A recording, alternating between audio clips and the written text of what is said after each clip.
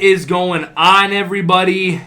Beeperman here with another installment of Gin and Tonic. Okay, great weekend of sports that we just had with the championship games, NFC and AFC. Saw some great play, obviously. Tom Brady's the GOAT, okay, playing in another Super Bowl. His first NFC championship game appearance and win. So that kind of segues me into what we're talking about here today. Matthew Stafford. Matt Stafford.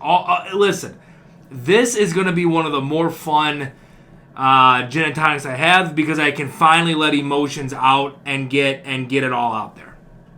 So, Matthew Stafford and the Detroit Lions have agreed to part ways, okay? The Detroit Lions will start listening to trade talks with Matt Stafford and get him out of there. This is now coming after 12 years as the Lions quarterback and absolutely nothing to show for it. Now, there is an uproar. There's a ton of Stafford loyal fans that are like, oh, we're so sad to watch you go, but we hope you win a ring. We hope you do it. Okay, we hope you go out there and get what you deserve. Win what you deserve, Stafford. Stop it. Let me stop you right there.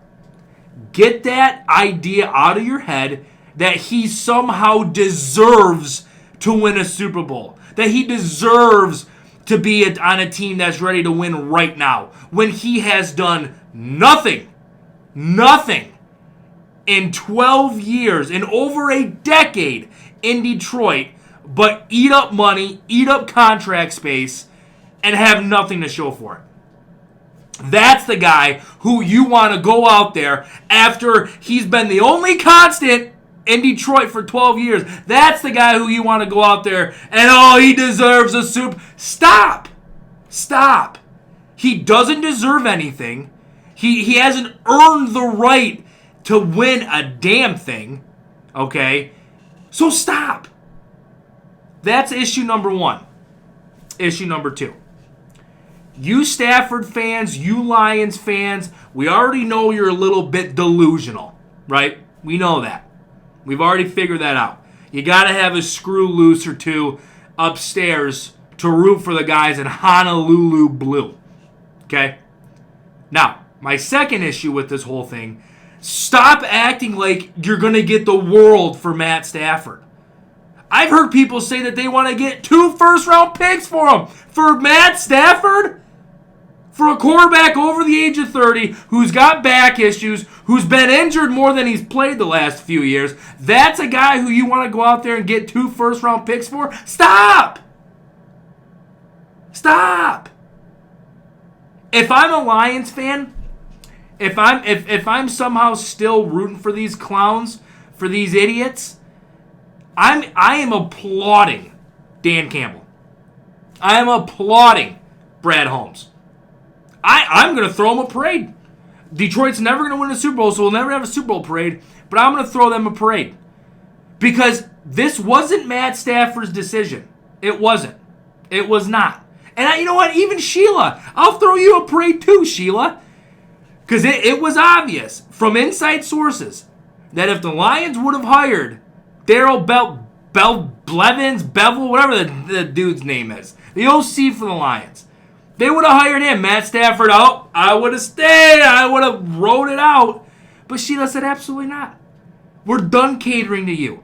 We're done catering for your needs, Stafford. See ya. Time to go. I love it.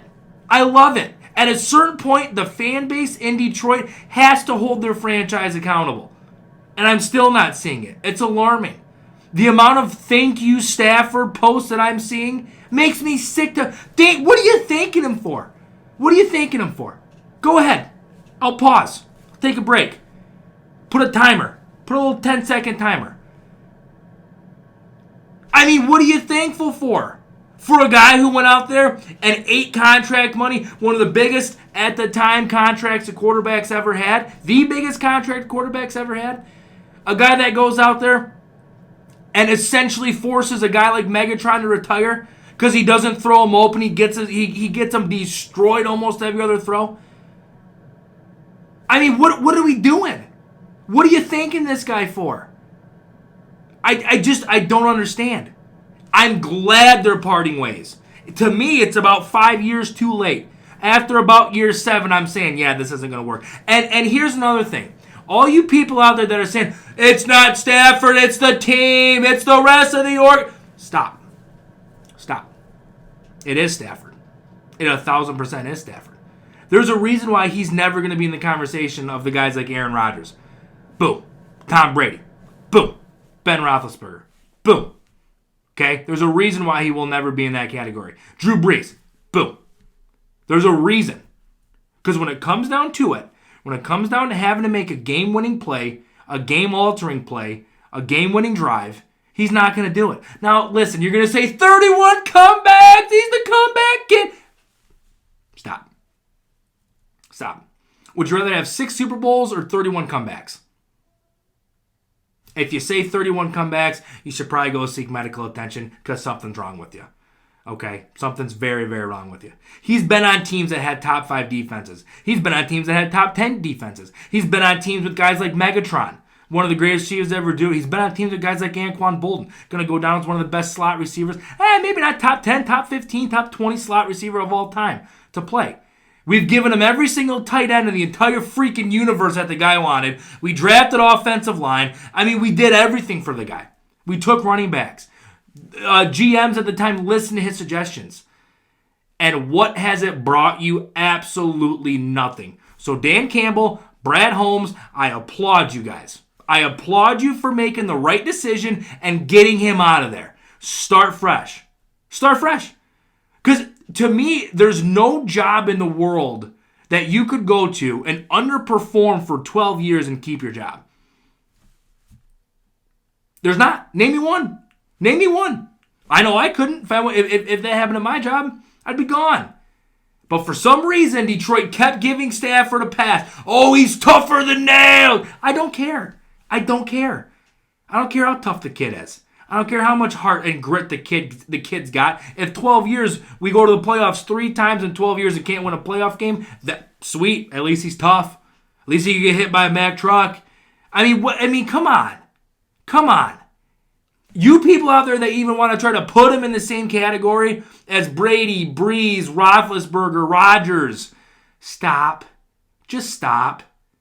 I mean, it's just really not even close, and it's embarrassing that you even want to have that kind of discussion, okay? Because what it comes down to is you got to win games, and you got to win playoff games. The goal is to win a Super Bowl. The goal is not to go 10-6 and squeak into the playoffs and lose first round. That's not the goal, okay? So I applaud the front office and Campbell of the Lions for doing what they did. They needed to do it. It had to be done, okay?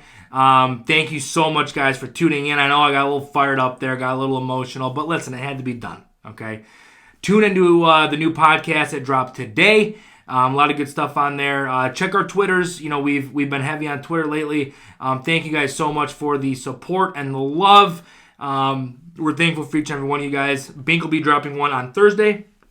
I have absolutely no idea what it's going to be on, but I'm sure he'll have a good one. So again, guys, Beeperman here with Gin Promotions. Remember, always bet with Gin. Have a great rest of your evening, and we'll talk to you guys soon.